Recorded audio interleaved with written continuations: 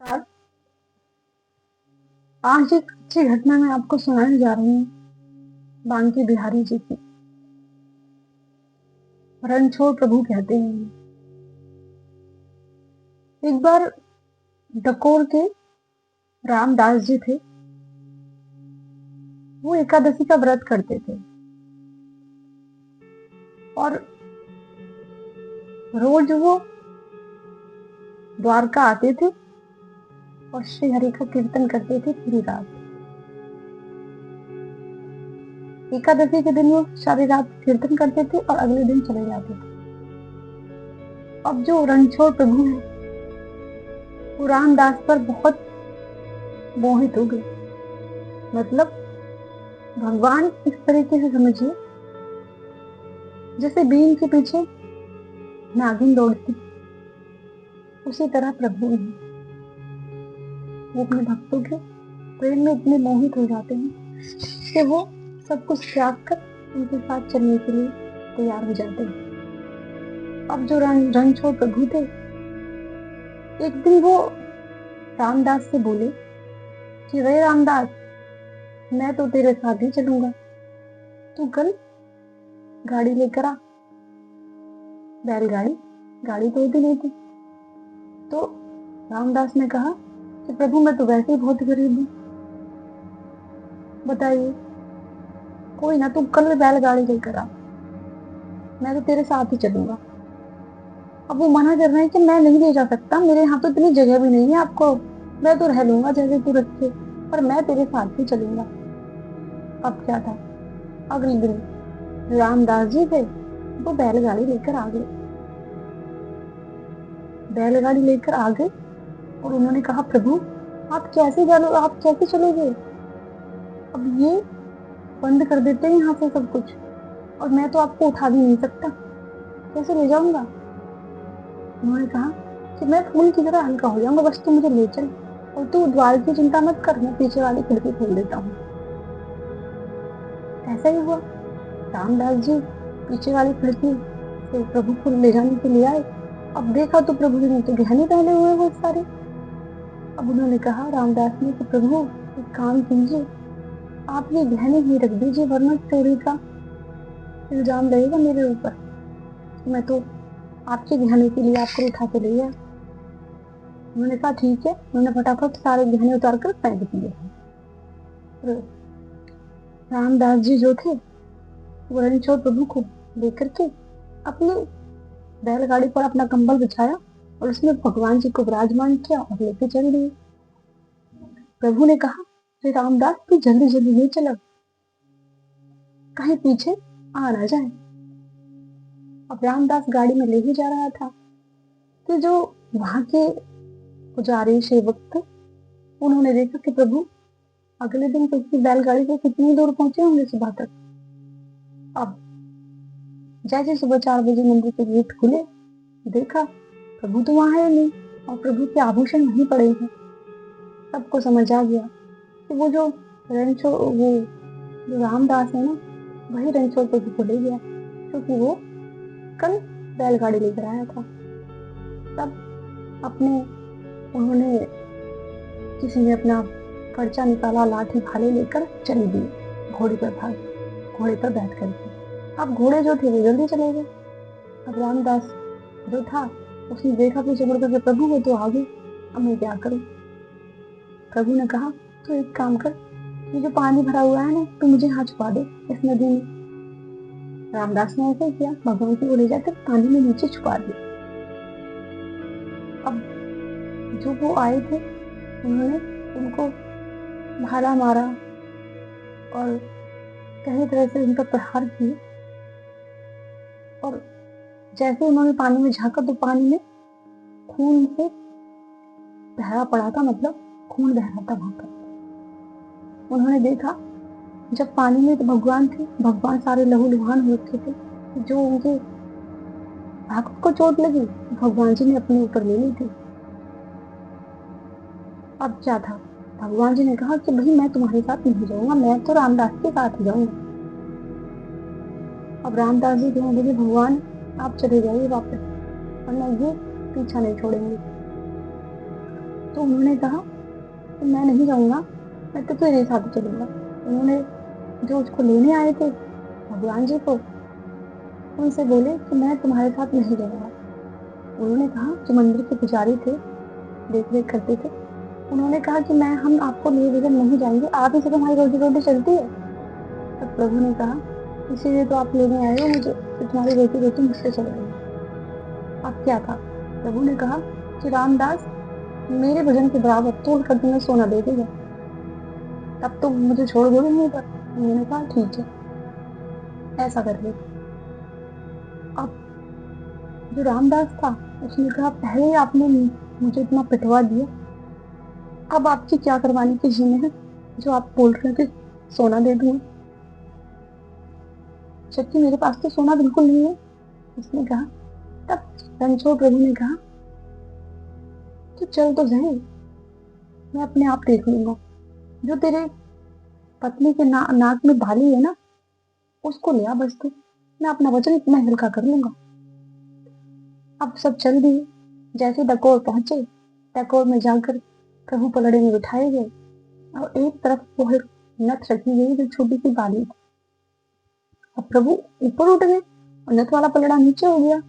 तब प्रभु हंसे और बोले, लो ले जाओ, रामदास इतना तो दयावान है ही कि आप पर दया करके ज्यादा सोना दे ही देगा, ले जाइए। तब उन्होंने कहा, भगवान ये आप ही का छल है, हम आपको लिए बगैर नहीं जाएंगे यहाँ से। तब रणछोड़ प्रभु ने अपना एक और स्वरूप प्रकट किया और उनके साथ वो भेज दिया, लेकिन स्वयं नहीं गए। आज भी रिकॉर्ड में जो प्रभु है रणछोड़, उनकी धूमधाम से पूजा की जाती है। आज भी वो वहीं के मालिक बनकर बैठे। इतना लगाव रखते हैं प्रभु अपने भक्तों से कि उनको छोड़कर जाते ही नहीं वो कहीं। भक्त के वश में है भगवान, और सच मानिए जो उनको प्रेम करता है वो उसी के हो जाते हैं। और ना भगवान किसी को दुख देते हैं, दुख तो हमें हमारे कर्म देते हैं। एक बार नंद बाबा थे, सुबह सुबह 4 बजे उठ करके वो स्नान करने गए और जो वरुण देव हैं उनके सैनिक उनको उठा कर ले गए। अब क्या था, सारे गांव में हल्ला हो गया कि ब्रज में नंद बाबा को कोई उठाकर ले गया। नंद बाबा नहीं है। प्रभु ने देखा कि वरुण देव ले गए। अब प्रभु उनको लेने गए, श्री कृष्ण लेने गए उनको। अब जैसे ही कान्हा कन्हैया जी वहां पहुंचे, वरुण देव ने उनको दंडवत प्रणाम किया लेट करके। अब नंद बाबा ये देख रहे थे। नंद बाबा ने सोचा कि सैनिक मुझे तो डरा धमका कर ले आए हैं, मेरे लल्ला के सब पैर पड़ रहे हैं। तो वो और फूलकर चौड़े हो गए कि मेरा लल्ला तो बहुत महान है। अब क्या था, भगवान जी को सिंहासन पर बिठाया, उनकी आरती उतारी गई, खाने के लिए मधुर मधुर पकवान लाए गए। प्रभु के सब हाथ जोड़कर वहां आरती कर रहे हैं, सब उनको भगवान भगवान कह रहे। अब नंद बाबा का क्या था, उन्होंने सोचा कि मेरे तो अल्लाह भगवान है, ये नारायण बोल रहे हैं, नारायण तो बैकुंठ में निवास करते हैं, तो क्या मेरा लल्ला भगवान है। ऐसा सोचकर नंद बाबा बहुत खुश हुए और वो श्री कृष्ण जी के साथ ब्रज वापस आ गए। अगले दिन नंद बाबा ने सभा बुलाई और सभा बुला करके सबको बताया कि ये जो मेरा लल्ला है ये भगवान है, यही श्री हरि नारायण का अवतार है। तभी तो उसने गोवर्धन पर्वत को छोटी सी उंगली पर उठा लिया था। सब कहने लगे, ऐसा हो सकता है कि ये भगवान है। अब क्या था, जो उसके दोस्त थे, उसके साथ जो उनके दोस्त थे भगवान जी के, कन्हैया जी की, उन्होंने कहा कि तू भगवान है, झूठ बोल रहा है, तू कैसे भगवान हो सकता है, तू तो हमारे साथ रोज खेलता है। अब सब मिलकर गाय चराने चले गए। अब ये बात पकड़ के रखी जैसे दोस्त करते हैं बच्चे आपस में, तो भगवान है, भगवान है, तो बैकुंठ में निवास करने वाला भगवान है। चल देखते हैं, हमें बैकुंठ दिखा, हमें बैकुंठ दिखा जब तू भगवान है तो। इस पर श्री कृष्ण जी मुस्कुराए और उन्होंने कहा, बैकुंठ देखना है तो पहले इस नदी में स्नान करो, डुबकी लगाओ। अब जैसे ही उनके सखाओं ने उसमें डुबकी लगाई, क्यों ही पहुंच गए वो बैकुंठ, और बैकुंठ जय विजय द्वारपाल खड़े हैं। इतनी शोभामान है बैकुंठ कि ऐश्वर्यों की खान बैकुंठ है। इसको देखकर देवता लोग भी मोहित हो जाते हैं, ऐसा बैकुंठ है। और उन्होंने देखा कि उनका गाना ऊपर कहीं ऊंचे से सिंहासन पर विराजमान है, और वो द्वारपाल उनको जाने नहीं दे रहे वहां से।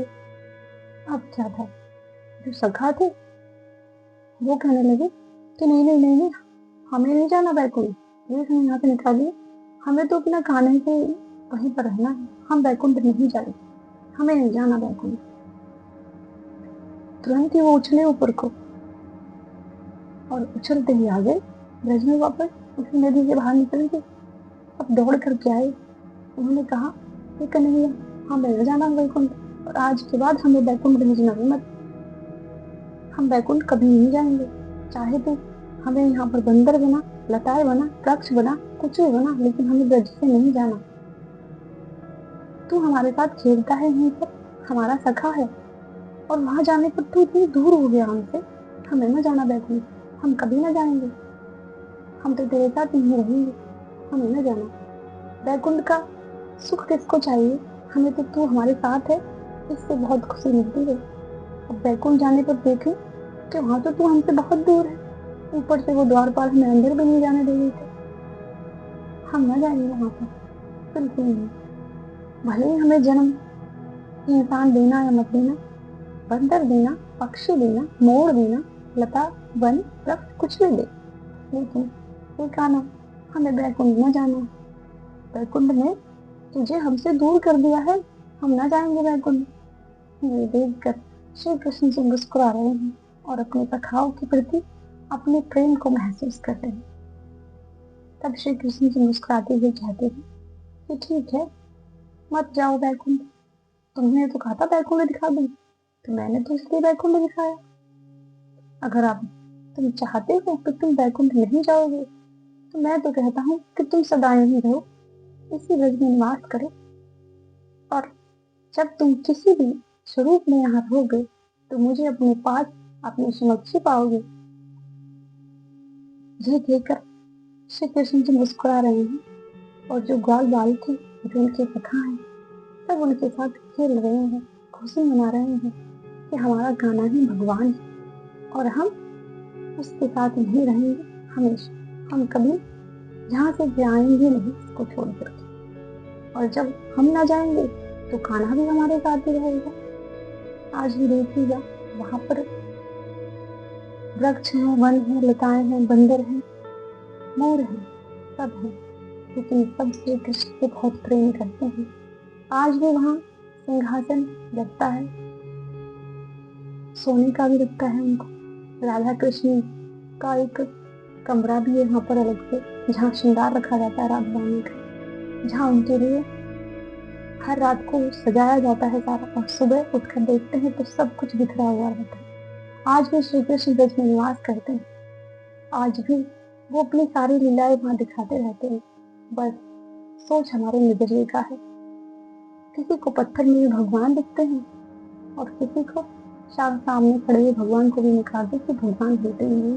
ये तो अपनी अपनी श्रद्धा की बात है कि आज भी उनके भक्तगण जाएं तो उन्हें महसूस होता है कि श्री कृष्ण उनके साथ तो ब्रजवासी हैं, जो मैं उनको पुण्यात्मा कहती हूँ जिन्होंने ब्रज में जन्म लिया, और वो उस पावन धाम के निवासी हैं जहाँ कभी श्री कृष्ण रहते थे भौतिक रूप में, और अध्यात्म से तो वो आज भी है, अपनी सारी लीलाओं, अपनी कलाओं के साथ वही विराजमान है। जहाँ भी प्रभु का स्वरूप होता है तो वहीं उसी रूप में रहते हैं, तो गए नहीं हैं, बस कुछ लोग हैं जो इस बात को मानना ही नहीं चाहते।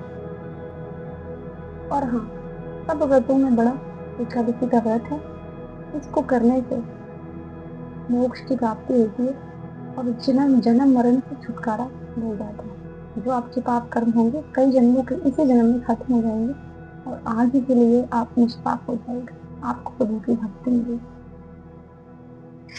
जय श्री कृष्ण।